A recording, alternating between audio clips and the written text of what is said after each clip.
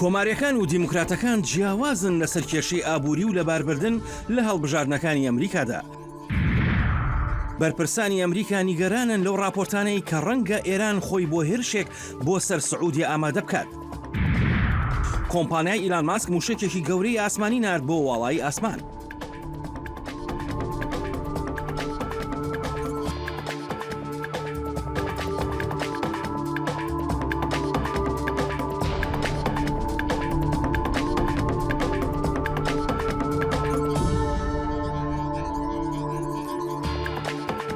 دنگ امریکا سلاوو رزن هفکار من آسو جبارو من صالح دمیجر بو بینر هجا دمجمیر 8 بیانیه به دم واشنطن پایتخت خلک کنویا برنامه کرد کانکشن یا کو با اوای کی زندی لسر کانال NRT و همی پلتفرم دنگ امریکا ته بلاف کرن جوره پیشکش دکن لامریکا و اصلاحتان لبت لباجر ولایت اوهایو که هنجی کندرن هالووین به نشان هلبجارتنان تین دیتن کماری هول دادن و مجاره به کار بینن دا که هلبجاران ببر سر صندوق دنگدانه دمکه دا که اورونی دادن سر دجواری آبوری دموکراتشی به بریارن که مافنج برخوبرنازا روکانو خمن درباره سبروج دموکراسی دا بپارزن و راپورت آگاهی بهتر هنه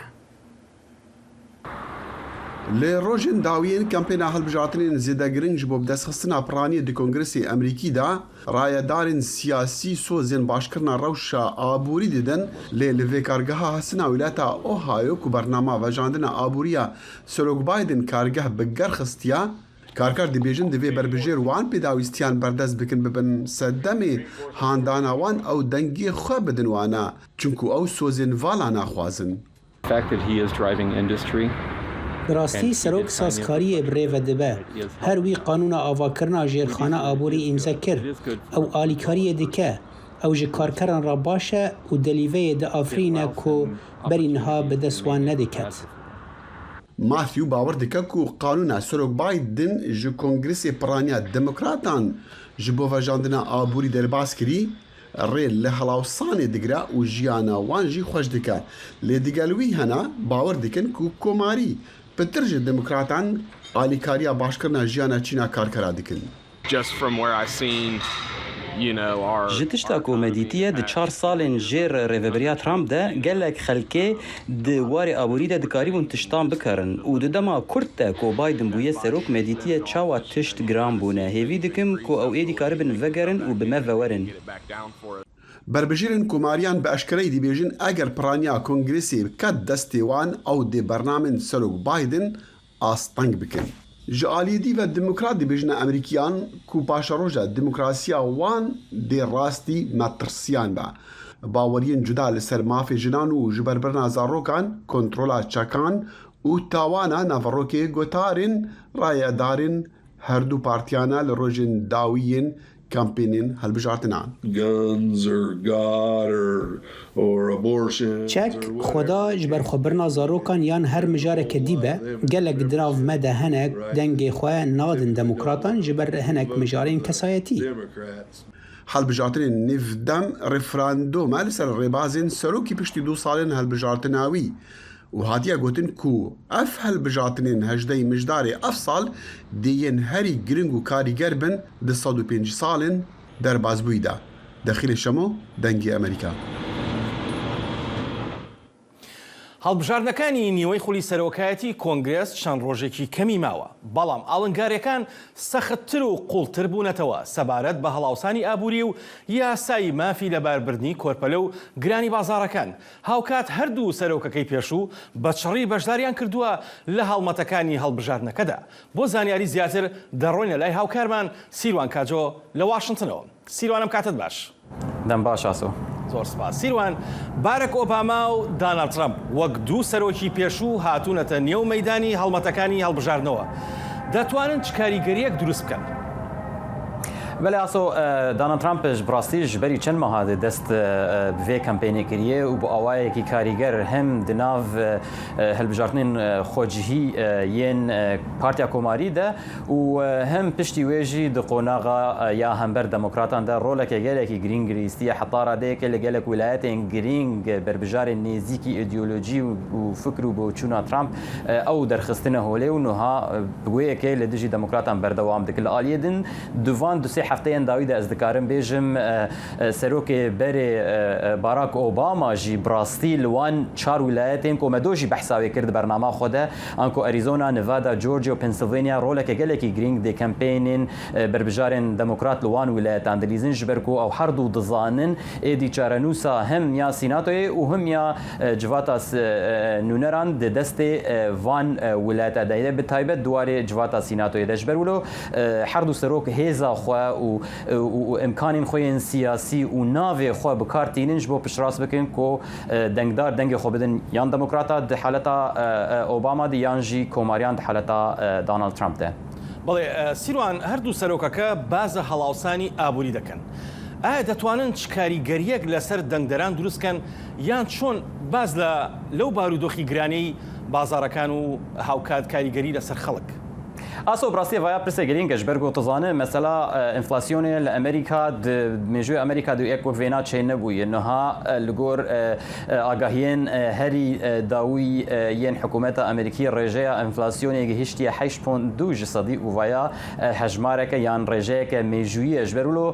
بتایبت کوماری پلتفرما خو یا هلبجارتنی لسروی اساسی آواد کن دونالد ترامپ چجارا کو گوتاره که پیشکش دک دوان روزه داویده بحثا خرابونا روشا آبوری دکه بحثا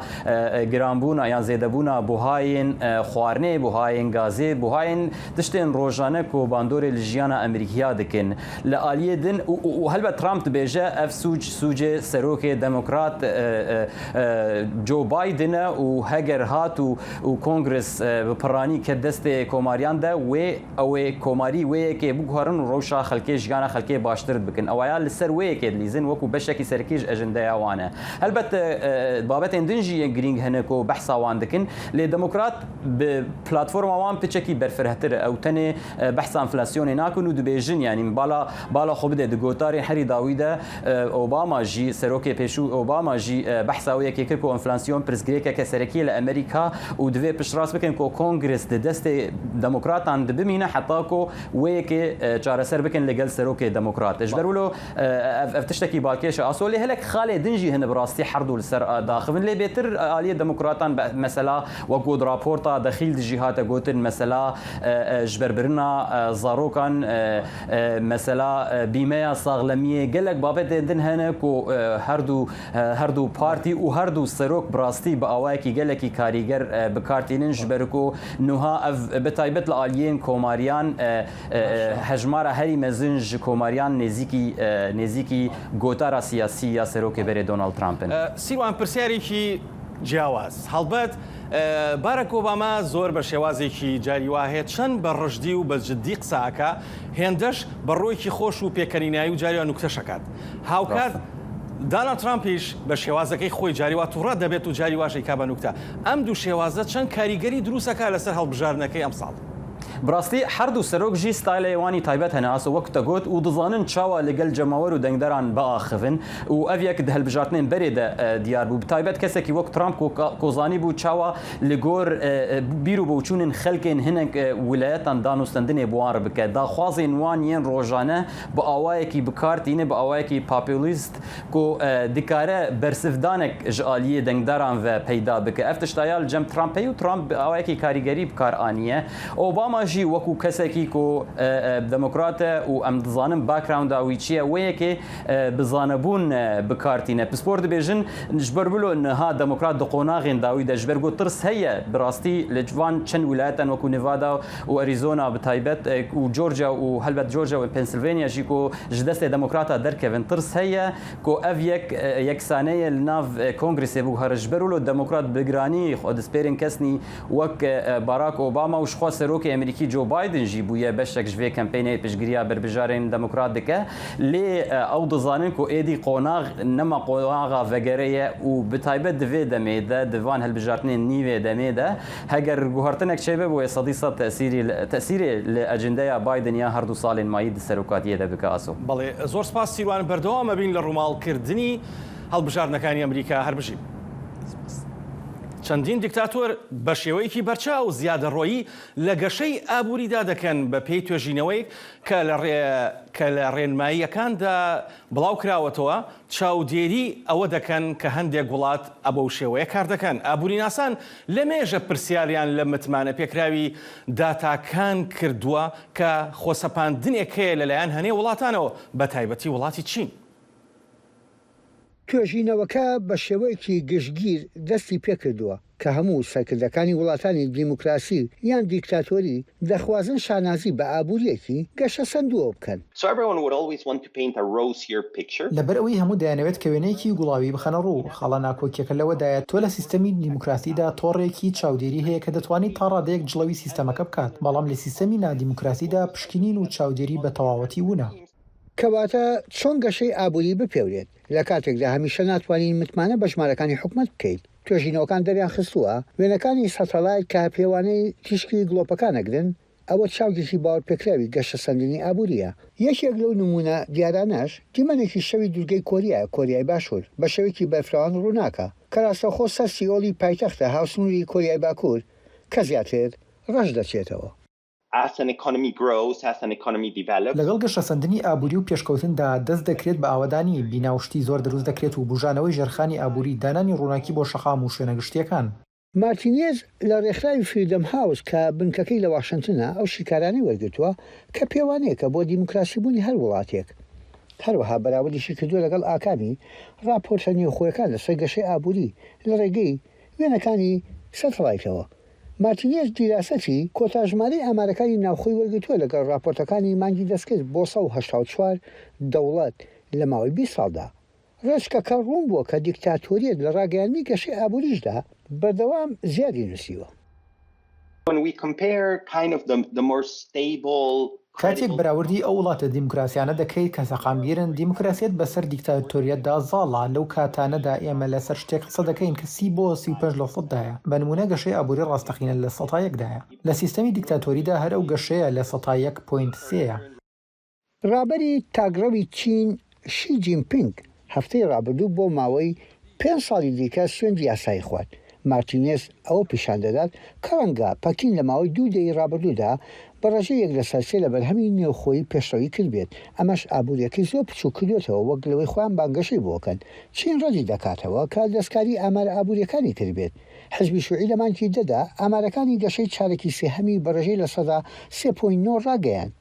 بەڵام بڵاوکردنەوەی ئەو ئامارانە چەند ڕۆژێک دواکەوت بەبێ ئەوەی ئاماژە بە هۆکاری دواخستنەکەی بدەن. یەحابەرزنجی دەنجی ئەمریکا بۆ راپۆرتی هێنری ریگۆیل لندن. دەنگی ئەمریکا سەرچاوەی متمانە پێکراوی هەواڵ و زانیاری.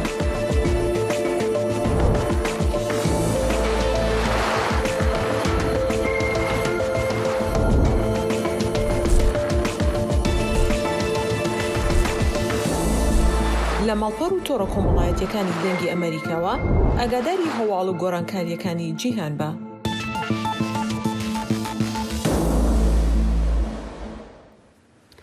بەرپرسن وەزارەتە دەرەوەی ئەمریکا ڕۆژە سێشەمێ گوت ئەمریکا خەماوەی مەترسیەدەیە دەربارەی راپۆرتێن کۆ ئێران ئامادەکاریە ئێریشەکێ لەسەر عەرەبستانە سەعودی دکە.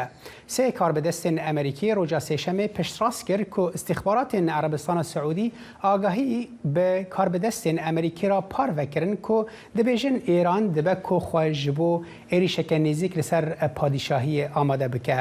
بلندبوونا نیگەرانیە دەربارەی ئێریشەکە پێکانە لەسەر عەرەبستانە سەعودی دەمەکێدایە و ئەمریکا تەهرانی رەخنە دکە لە دۆر تەپەسەرکردنا خۆپێشاندانên بەرفرەه پشتی کوشتنا ژینە ئەمینی و دەمەکێدا و ڕێڤەبەریە بایدن ئیرانی شەرمەزار دکە بە شاندنا بە سەدان درۆن و پشتگیریە تەکنیکی ژ رووسیایە.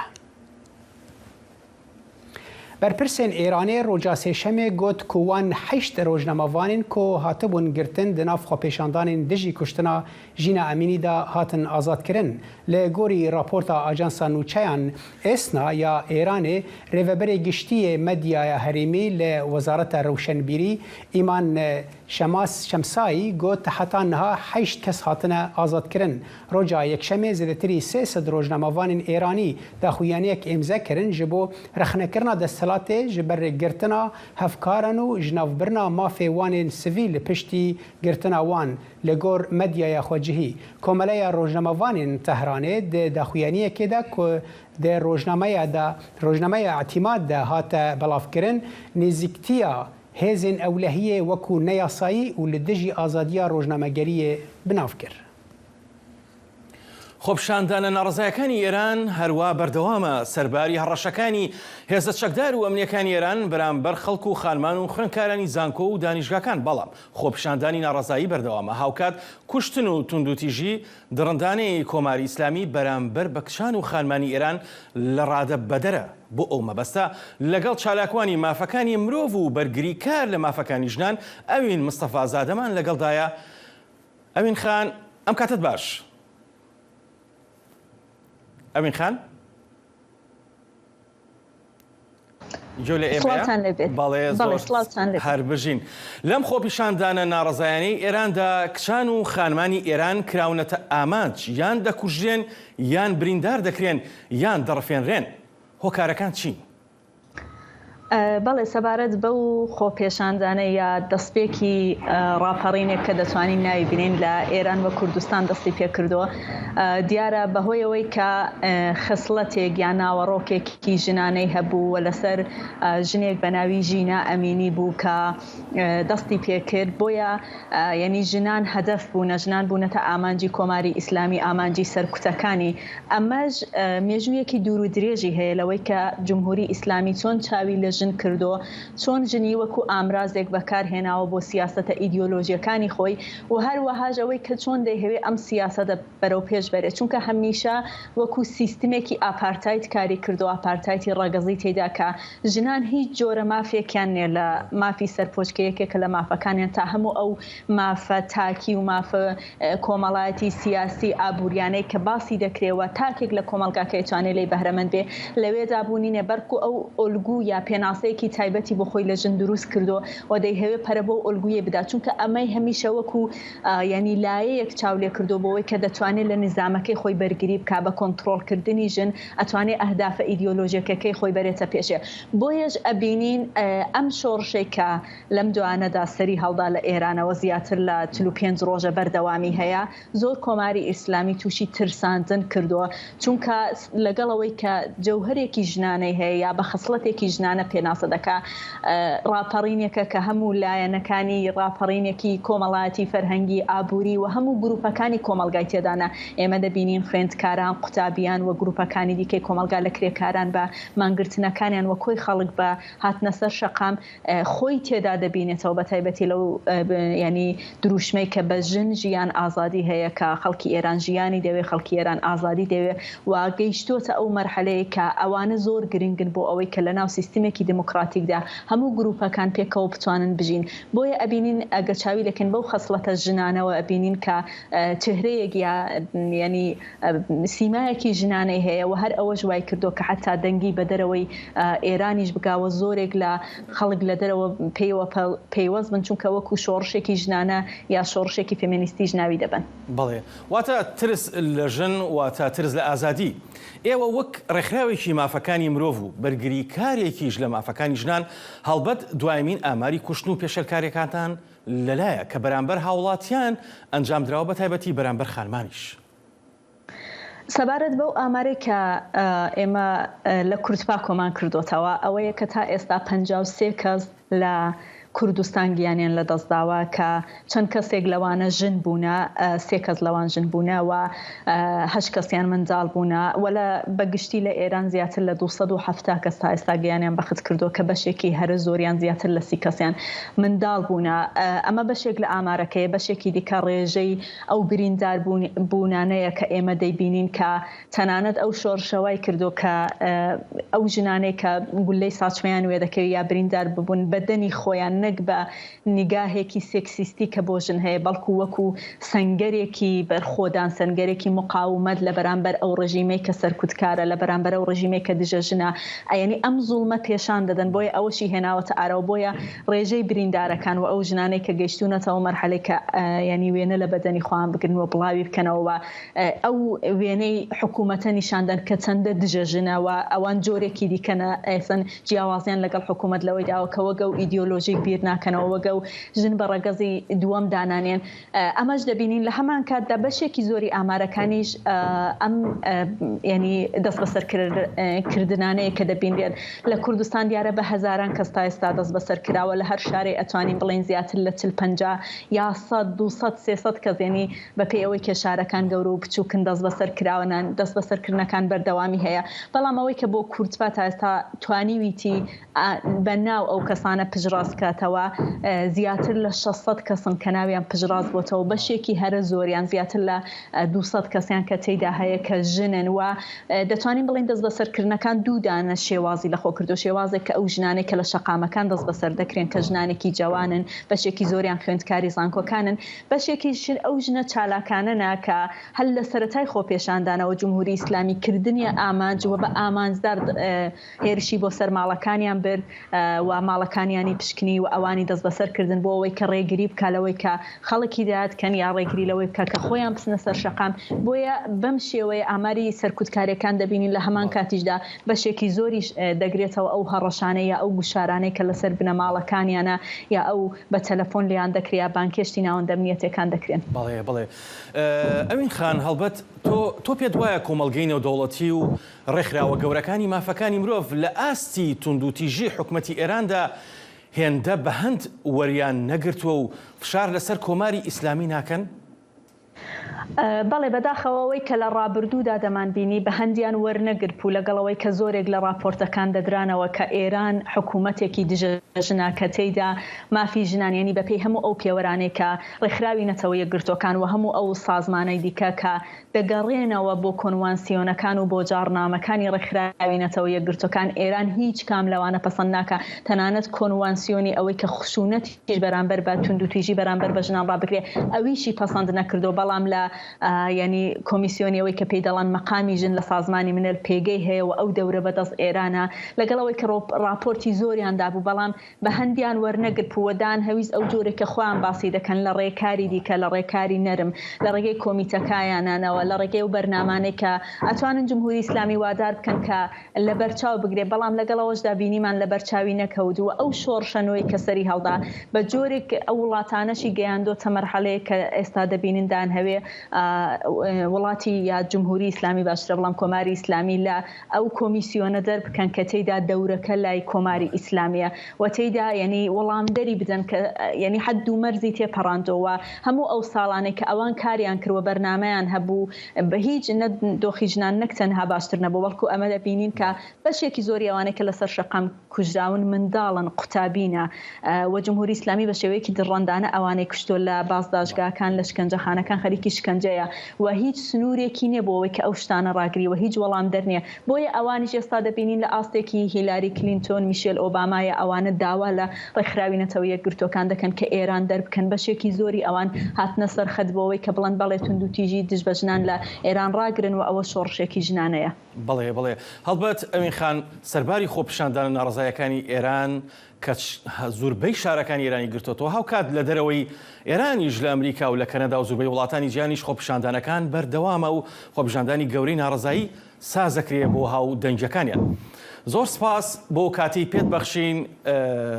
ئەوین خان، ئەوین مستەفازادە بۆ دەنجی ئەمریکا هەربژین. سپاس بۆیەوەش. زۆر سپاس. دەنگی ئەمریکا جافکانیەکە پێ باوەریان و چاو ئاگاهیان.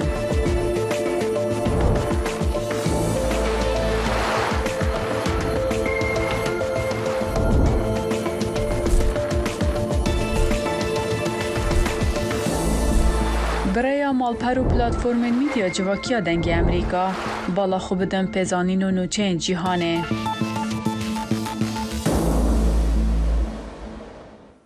بنیامین ناتانیاهۆ سەرۆکوەزیرانی پێشووی ئیسرائیل لە ڕۆژی چوارشەمە وا دەرەکەوت کە بەرەو سەرکەوتن دەڕوا لە سەدا 80 دەنگەکانی هەڵبژاردنە نیشتیمانیەکە هەژمارکران و دەری دەخەن کە دەنگدەران شتێکیان بەخۆی و هاوپەیمانە ڕاستڕەوە توندڕەوەکان داوە کە لە زۆرینەیەکی جێگیری پەرلەماندا پەرلەمان کۆنتڕۆڵ دەکەن. بەڵام ئەگەر ئاماژە سەرەتایەکان ڕاست بوونایە ئیسرائیل بە ئەگەرێکی زۆرەوە بەرەو ڕاستڕەوترین حکومەتی خۆی دەڕۆشت کە بەهۆی نمایشێکی بەهێزی پارتێکی ئاینی و نەتەوەپەرستەوە بەهێزتر بووە کە ئەندامەکانی لێدوان دەدەن دژی عەرەب و دژی هاوڕەگەزخوازەکان. هاوکات توانیەتی بەسەر ڕەخنەگرەکانیشدا زاڵ بێ ناتانیاهۆ کە بانگەشەی ئەوە دەکەن کە ئەو شایستەی حکومڕانی نییە لە کاتێکدا دادگایی دەکرێت بەهۆی گەندەڵی و ڕەتکردنەوەیەوە ڕەتیشی دەکاتەوە ئەو لەگەڵیشیا ڕەخنەگرەکانیش ڕەتی دەکەنەوە کە لەگەڵیا دانیشن لە یەک حکومەتدا. بریارە ڕێڤەبەریە خۆسەریا باکوور و ڕۆژهەڵاتی سووریە یا قەدەخەکردنا حیجابێ لە دبستانên هەرێمên dibin کۆنترۆلا wê de bû cihê nerazîbûnan li hin navçeyan û li dêrezorê xwepêşandan li dijî vê biryarê bûn li gor malpera El Monitor ku bingeh li Washingtonê ye. Ji bo agahiyên bêhtir di vê derbarê de niha peyamnêrê me li Qamişlo Zana Umer Bêmera ye. Dem baş zana li gor berpirsên rêveberiyê mebesta rêveberiyê ji sepandina vê qedexeya li ser hicabê li dibistanên rêveberiyê çi ye? بله دم باش صالح جخوغه بریار د 23 می د جالیه دستیا پرورده یا باکور و رجلات سوریه درکتیه نجبو حجابه او قدخیا نقابه يعني جداهي دوي جلو برگد هي برتك لآليه دي رازوري ورقاي بتايبتي دركت لده گندان بسر دي رازوري و بتايبتي لدورا كسراتا و ابو خشب و هن گندين باشوري حسكي اويا دركت ريفبريا خسر لغوري پيوندي جي لواهات كرن اف بريار چما هادان وان گود جبر لسدما سدما يكي گو جلو برگن دبستانا يكن لي افشبو شاگرتان نجبو ماموستا لجبو ماموستان اويا دبيجه جبر سدمن او لكارينه جبر گو شانين داعش بتايبتي گو لرقه وديرا زوري ولغوندوارن وي اكتيفه اف جلي نقاب يعني گو بزلام بكارتينن ين چقدارن داعش چكي خو ان او يلكن خو تقينر تيم و شارتن و ايريشان بيكتينن ريفبريا خسر جبوري قرتنا البرفي اف بريار درخست پرتکاوی جی بتایبتی لرقه او دیرا زوری درکت. باشه خازم بالی بکشیم سروی خالی صالح. فرمو. بریارش باکور رجلات سوریه درکت. حتی گو او امبیجن ریوبرین خواجهی یعنی دیرا زوری یان هریما فراتی گورقه پیوگیری دای گوبجی بکه اف بریار دایرکتش باکور رجلات سوریه نکاره داکه به سر عرضی جیبی بعد دواب انجمن خواجهی ینگریدای ریوبرین خواجهی لگوشبرگو ریوبریا خسریا باکور رجلات سوریه جحفت ریوبریا پکتی اوانا حطانها اویا اف بریار جی نبویه یعنی جدما گو اف بریار ریوبریا خسریا باکور رجلات سوریه درکتیه برتك الهمبري دركتيه اللي صار عرضي حطاناها ابيك بيك نهاتيه جبركو بهنكي برسكريك كبراستي الولاتن بيشكتي زانا الولاتن وكو فرنسا الولاتن اوروبي افيك دردكفه هولي وهناك نرازيبون دردكفن جبركو دردكفه چارچويا ام بيجن ازاديا كسانك و هر يك چ بخوازه چ جلو برگل خو که هر حال هر چندي خمن ريفبري جهنه لی خۆپێشاندانên berfireh bûn wekû ku Elmanî tu ragihand bû ku li dêre zorê bûne gelo li reqayî şikî wiha bû û dibe ku eger ev yek bi cî were ji aliyê em bibêjin encûmenên xwecihî ve wê demê xwepêşandanên zêdetir bibin? هلبت يعني بتايبتي صالح لديرا زوري ورقاي اف بريار الشوبينر دبيجن نبيكانا جو جي به لدبا لهنجين دافرين كردا هنجارا او نقاب تيخو كرن دبا قول هريمن مثلا وك نمونه هريما جزيره يعني قامش لو عامودي اف بريار بيكانا جي به شبر هجمارا جننجو نقابل خدكن يعني برهندكن لي يعني شوبينر ين ربيرا وشيد شوبينن دوي باوري ديغو جي كرنا ويا حتى بدار زوري نابه يعني وخوفيشندان برفره برمزن لرقه وديرا زوري دركفن او باور دكن ريفابريا خسر في غافي نافيجا يعني شو اگر او بلانك وبحثاوي دكن يعني داعش كو خد بن فان وقت بفان چکان در باسی ام بي اوبراسيون كي بكن هروي لوان هريمان من بهتر يعني ما ترسيل الرقه وديرا زوري وبهتر بالهريمن كو بر كرد لدمينن دفي درباري دزانه تنه لدبستان اف بريار هاتيه كرن دزگهين دنن ريفابريا دجي اف يك بحثاوي كي دبيانا نها حتى بريار جي دستيا پروردی درکتیه تایبت جبو دناوا دبستانا دنه جدر باي دبستانه تبرياره كيتنه حتى تبرياره جبو دزگهن وسازين يم بسر ريفابريا خسر دجي افتنه يعني او جلو برجي وك نقاب دوان هريما ده تشتكي يعني جي چانداوي جواكيه لي بهاتنا داعش استاب كاراليناوي زيده بويه وحطاناها مايي يعني جبرويجي يعني بر نورمال دما درباز سازيه كريفيبريا خسر لكسراتا يان ديرا زوري دبا غوتوي جلو برجي نقابه ببينه بله پامنيري مش قامشلو زانا عمر گلك سپاس بو وان آگاهيان سپاس خوش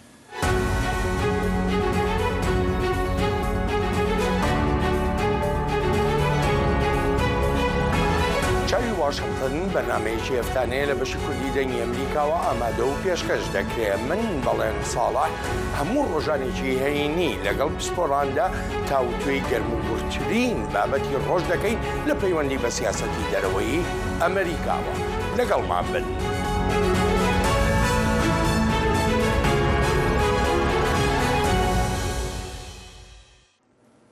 وەزیری بەرگری تورکیا خلوسی ئەکار ڕۆژی سێشەمە ڕێگەیان بەرپرسانی ئۆکرانیا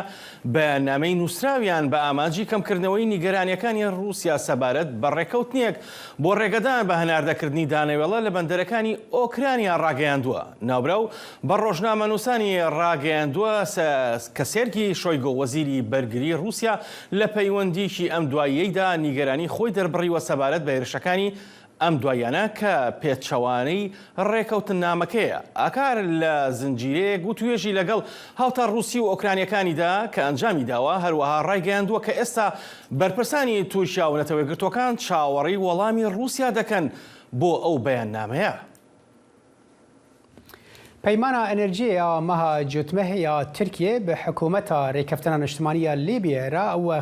خالا هری داویه ده زیدبونا آلوزیان ده دنابرا ترکیه و یونانستانی ده وکی که دوریان جونز جه استانبول را دگینه باندورا هفریکیه لهرم اوروپا و رجلاتا ناوینجی بلاف دبه.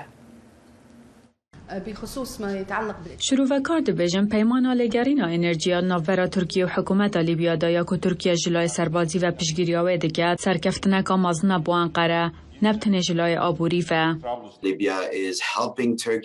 لیبیا آلیکاریا ترکیه دکش بو بدستخستنا دستکفتین آبورین گرینگو دوی پی واجویه دا یونانستان شرمزار دکه جبر وی که اف آلیه وی سیاسیه. پیمان لیبیا رده داده ترکیه گلگرین الناف آوندریا اسبی بگیین که یونان به هرمین خود زانید. شروع و کار دبیجن هزین ترکیه و یونان بردوام لآوندریا یا ایجا یا کناکوکی لسر رو برود بن. پیمان لیبیانو که گفل سر برفره بونا اوان ناکوکیان.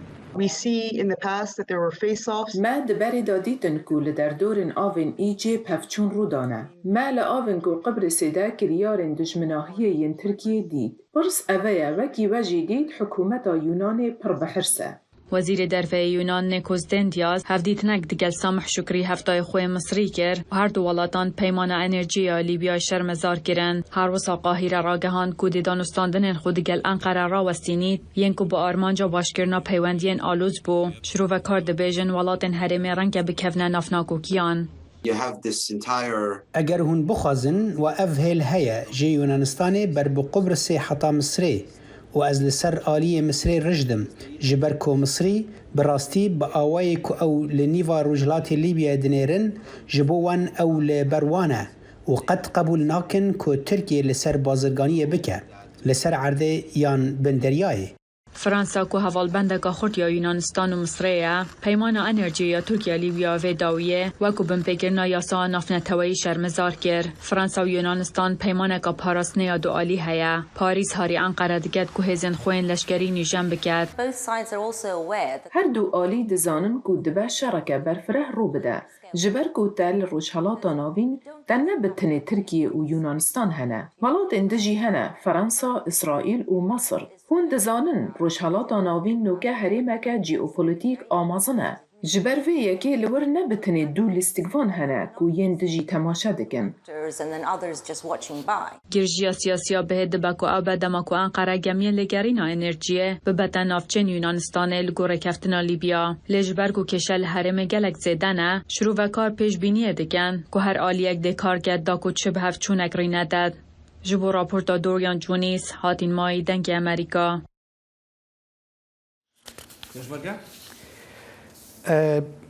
بریارا ببورن سندیکای خوابتکارین پروردهی ل ترکیه ایرو چهارشنبه ل سرانسری ولید دست به کار بردان و ماموسته دخوازن که پرسکری کن وان ورن چاره سرکرن دناف دجی موچین وان لگور وان کدبجن لگور وان تیرا پیدوین وان روجانا ناکن جبو اگاین بهتر نها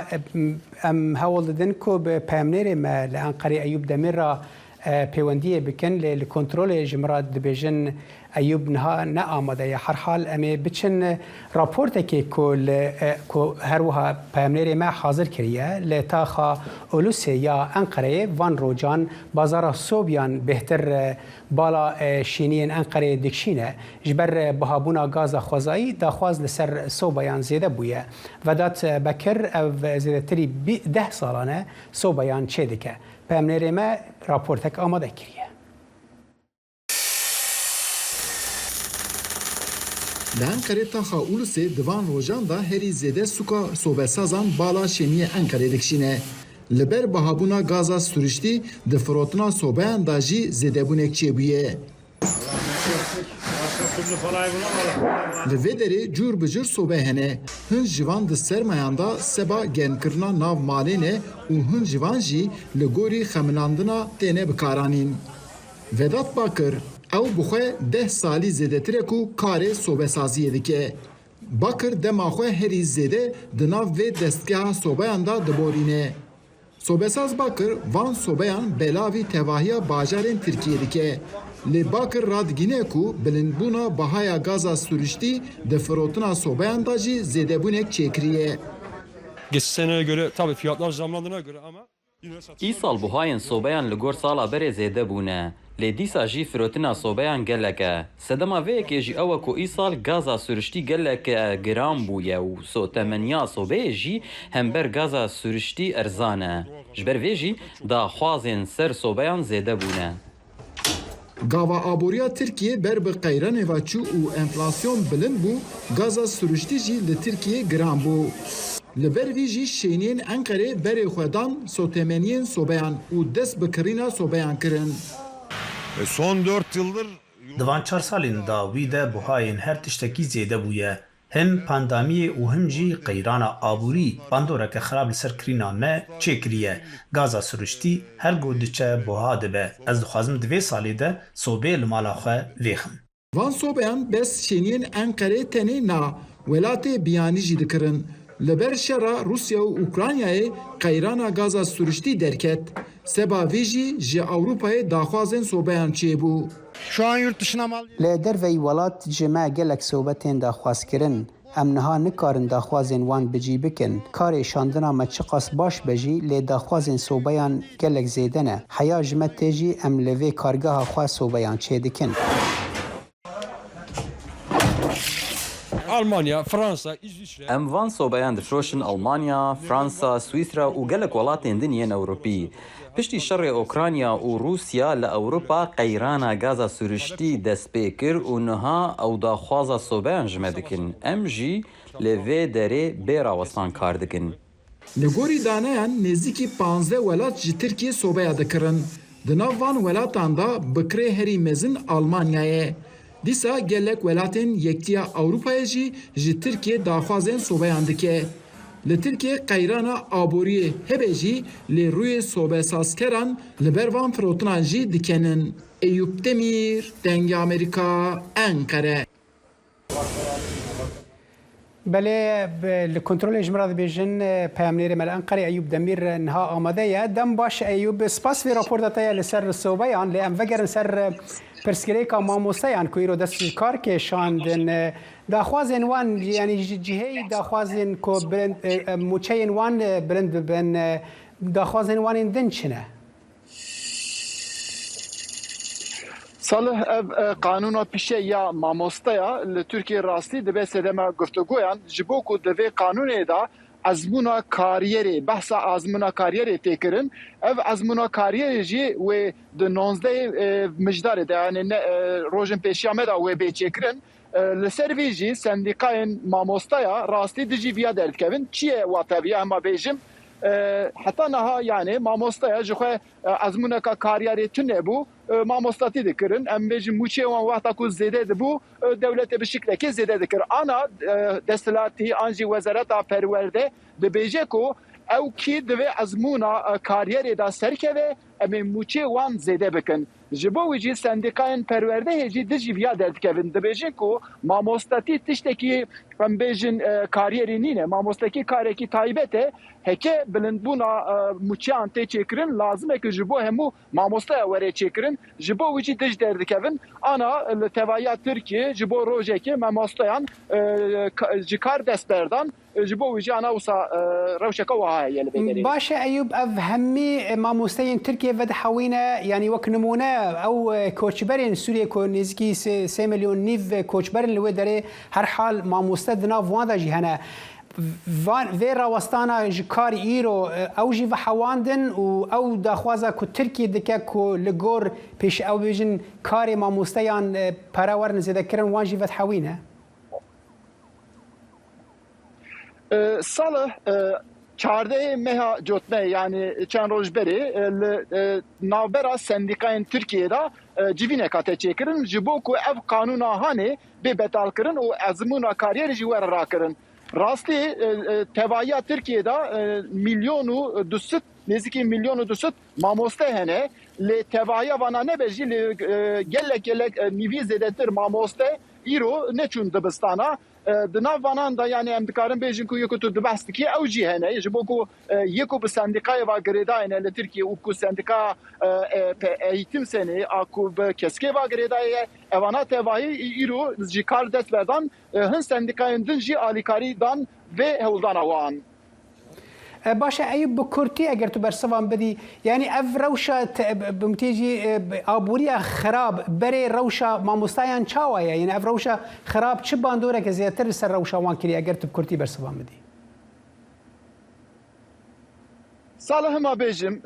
ايرو انا لتركيا يكري ايجار 7000 ماموستاك هري يعني هري كام ام بيجن 8800 دغري روشا ماموستا راستي دوی واريدا گله خرابه لازم اكو دموچه واندا بلندونه اكچبه سندیکا دبیجن کو جخوا به قانون هاني دستلاتی دبیجه کو بس یکو سرکتنه ام معاشا وان بلن بکن نافذه کو همو معاشا ماموستا بلن بکه ام جی به چالاکه اخو دبیجن کو نا هونه باشتا پاشتا گابا بجن و موچین همو ماموستا بلن بکن بله ایوب دمیر پامنیر مج انقره سپاس بو وان آگاهیان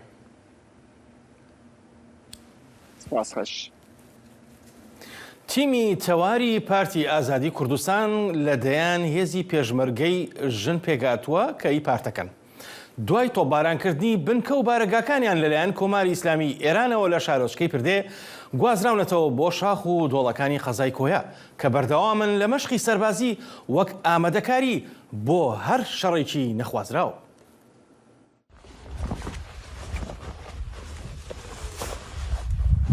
خۆی ئامادە دەکات بۆ چوونە نێو گۆڕەپانی ڕاهێنانی سەربازی. ڕووبار 7 ساڵە کە سوکار و وڵاتی خۆی بەجێهێشتووە و دەستی داوەتە چەکاڵگرتن لە دژی کۆماری ئیسلامی ئێران.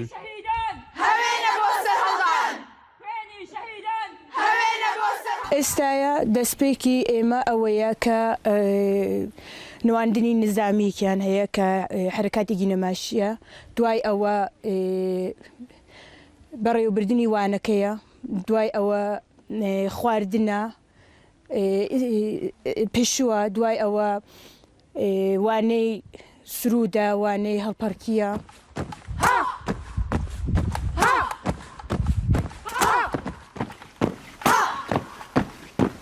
هێزی تیپی تەواوی ئازادی کوردستان لە دەیان ژنە پێشمەرگەی پارتی ئازادی کوردستان پێکاتون.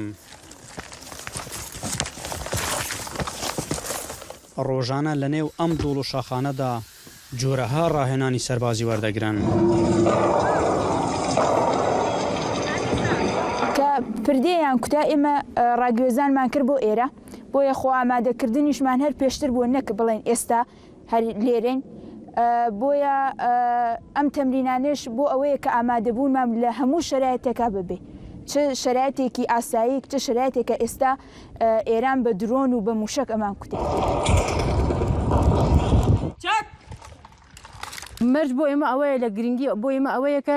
دەوڵەتی کوردستان دابمەرزین، سەربەخۆیی خۆمان ڕابگەینین و لە نێو دەوڵەتی خۆمانان بتوانین بە مافەکانی خۆمان بگەین وەکو مافی ژن.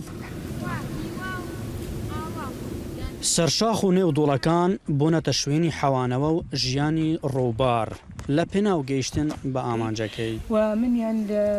ئاستی فەرماندەی دانیا کە تیپیتەوە ئامانج و هەدەفی ئێمە ئەوەیە کە ڕۆژهەڵاتی کوردستان ئازاد بکەین و لە نێو ڕۆژهەڵاتی کوردستاندا ئێمە بە ئامانج و هەدەفی خۆمان بگەین. دوای تەوابوونی ڕاهێنانەکانیان و هاتنی شەو پەیتا بۆ شوێنی تایبەت بە پاسەوانیکردنی خۆیان و ناوچەکە بڵاو دەبنەوە. ئەحمەد جێباری دەنگی ئەمریکا. شۆهان عەلی گولفرۆشێکە ژە حەلەبچەیە ئەو فەستیڤال و بۆنەیان وەکو دەرفەتێکێ بە کارتینە داکۆ گولێن خوا بفرۆشە و دەبێژە ئەو کێف خۆشە کە دبینە مێر ژ ماڵباتên خوارە گولان دکردن و کەچێن جوان پرجاران بکرێن وێنە وێ بەرێ گول و پرتوکان بە هەڤرە دفرۆتن و ئەو دخوازە کارێ خوا بدۆمینە. پامنێرێ مە لە هەورامانێ راپۆرتێک ئامادە کریە.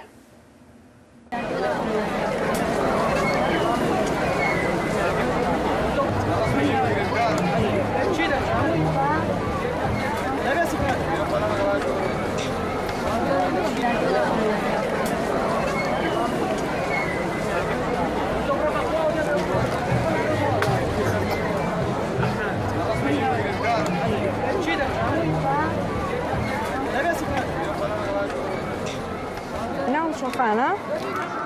خەڵکی هەڵەبجەمە و لە فیستیڤاڵی هەنار بەشداریم کردووە. ئەمە دووەم جارمە بە گوڵ فرۆشتن بەشداری بکەم، پێشتر گوڵ و کتێبمە فرۆشت، بەڵام ئەم ساڵ لەبەرەوەی کەمێک سەرقاڵ بوومەوانە فریان نەکەوتم کتێبەکان بێنم. ئیتر بیرم کردەوە کە کتێبەکان نیە بەڵام گوڵەکان ئاساییە ئەیفرۆشی. فرۆشتنەکەشی ئاسانترە لەبەرەوەی پێویست ناکە لە شوێنێکی جێگیرادانیشی توانی دەستگیاری بکەی لەگەڵ هاوڕەکان تا بگەڕی لامان کاتیشا گوڵ بفرۆشی لەگەڵ خەڵک قسە بکەی و بەردەوام گوڵ بفرۆشی. ئەوانە توانین لە شوێنێکە بۆ خۆت دانیشی و گوڵەکانی پێ بە و خەڵک لێتە کڕنیا خۆت ئەو هەستە خۆشی کە ئەوان لەگەڵیان ڕەسمەگرن بە تایبەت ئەو کچانەی کە تازە گەنجنیا تەلەبەی زانکۆنیان لای من هەم قسە ئەکەن بابەتەکەنەوە دوای ڕەسمەگرن جەروایە ڤیدیۆیانەکەم زۆر دڵیان پێخۆشە، جار گوڵەکە ناکڕن بەڵام بە دڵخۆشی لای منە ڕۆنەوە.